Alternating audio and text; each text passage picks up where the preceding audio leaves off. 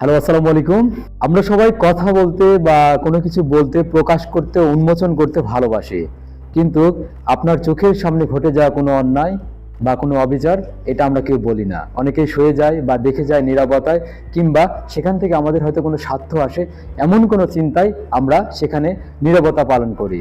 এই যে আপনার ক্ষুদ্র নীরবতা, আপনার নিশ্চুপ চাওয়াটা কারো জন্য হয়তো দুঃস্বপ্ন হয়ে উঠছে, কারো জন্য হয়তো এটা সমাজ প্রতিবন্ধকতা বা রাষ্ট্র কাঠামো উন্নত বিশ্বে এগিয়ে যাওয়ার জন্য একটি দুরবস্থা সৃষ্টি হচ্ছে।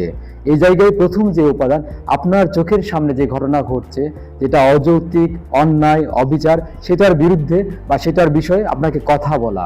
আপনি যখন কথা বলবেন, বিষয়টি যদি যৌক্তিক হয়, বিষয়টি যদি বাস্তবসম্মত হয়, অবশ্যই সেটা নিয়ে কেউ না কেউ আপনার সাথে থাকবে, কথা বলবে। আর এই কথা বলা থেকেই দেখবেন আমাদের এই সমাজ ব্যবস্থা থেকে, এই রাষ্ট্র থেকে অন্যায় অবিচার নির্মূল